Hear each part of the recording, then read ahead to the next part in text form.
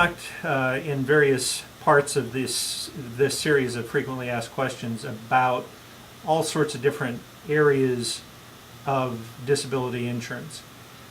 What would really be helpful, I think, is if you could walk us through a case study that demonstrates all of the different elements and how disability insurance can be gotten and go to work.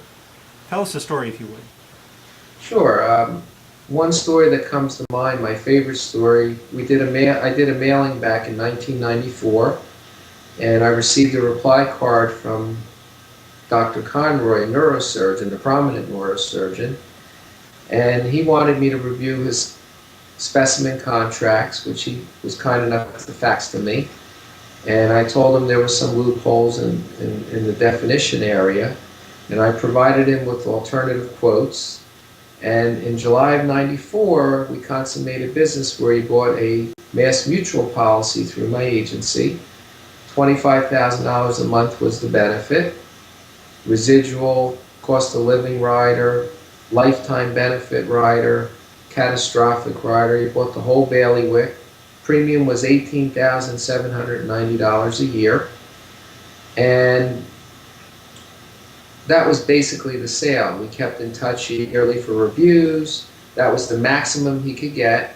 And quite honestly, at that time, I provided a quote from Lloyd's of London for $40,000 a month, payable for a 5-year benefit to wrap around the $25,000 a month because of the amount of income he was making.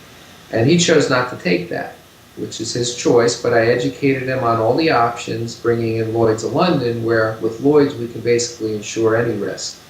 We insure a baseball player's arm, we insure a football player's body, a boxer's head, you can do anything. So in January 2000, he had a heart impediment that occurred. I won't give you details now, but we can give you details if you want to talk about it. And it impeded upon his ability to do neurosurgery on a daily basis, which was 90% of his job duties, mainly brain surgeries. So he went on claim, and he's been collecting since January of 2000, that $25,000 a month payable tax-free at a 6% compound each year. And he'll get that till the day he dies.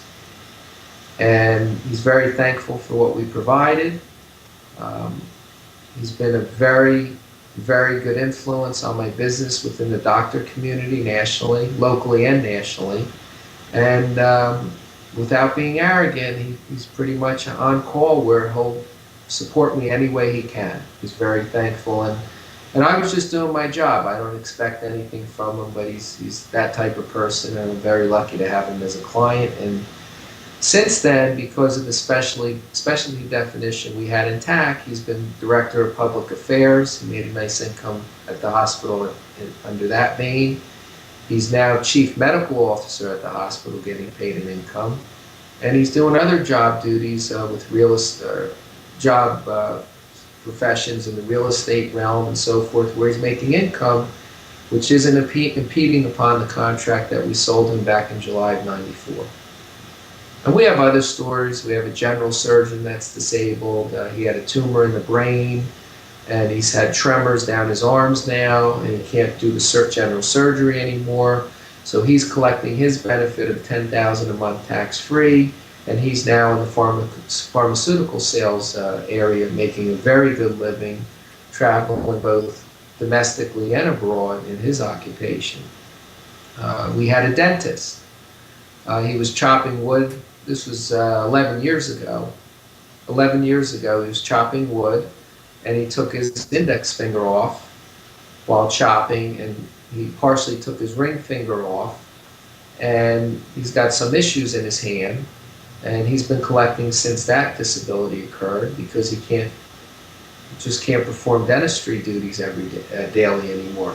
So he's been collecting for the past 11 years while working in other occupations as well. So we don't have a lot of stories, but we have true stories, and those are the telltales. You never know.